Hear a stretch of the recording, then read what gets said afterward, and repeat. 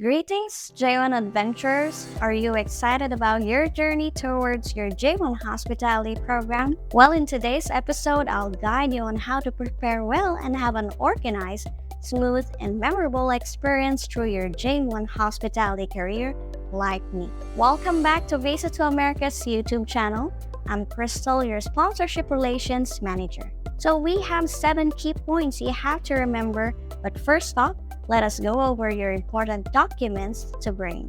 Before you leave your country, please be sure that you have packed the following documents which you will need at some point during your program. Please be sure to make photocopies of all of your documents in case you lose one. First off, your passport. You must have a passport valid for at least 6 months after the end date listed on your DS-2019. Second, DS-2019 form. This document shows you that you are authorized to train in the United States. It indicates that you have the sponsorship and support of your J1 sponsor, and also should be taken to the U.S. Embassy in your home country when you apply for your J1 visa. This document contains the dates of your internship or traineeship, as well as your sponsorship identification number or your DS-2019.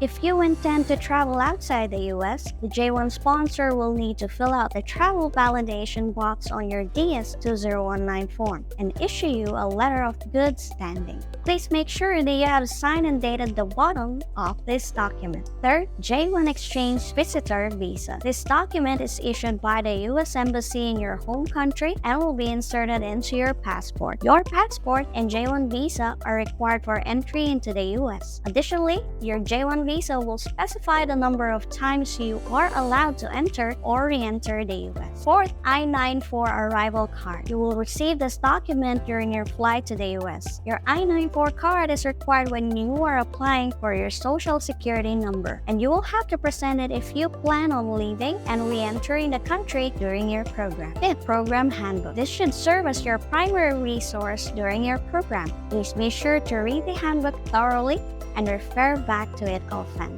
6. Letter to Social Security Officer. This letter explains your J1 Exchange visitor status to the Social Security Officer who will process your Social Security application. 7. Confirmation of your insurance form plus insurance ID card. This J1 sponsored issued document serves as a confirmation of your health insurance coverage dates. Note that you should not be in the United States outside of these states because you will not have insurance coverage. 8. Service fee receipt. You have to keep that receipt confirming that you have paid your service fee. And lastly, your DS-7002 or your training internship placement plan. This is the official summary of your training. You should keep a copy with all of your other important documents in case you need to refer to it. Visit the applicant resources section to learn about the DS-7002 in more detail. Well, and that's a wrap on today's episode. Stay tuned and don't forget to subscribe and hit that notification bell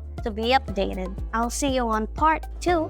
Remember that with Visa to America as your partner, you'll gain access and knowledge to the things you want to learn more about visa guides. See you in the next episode.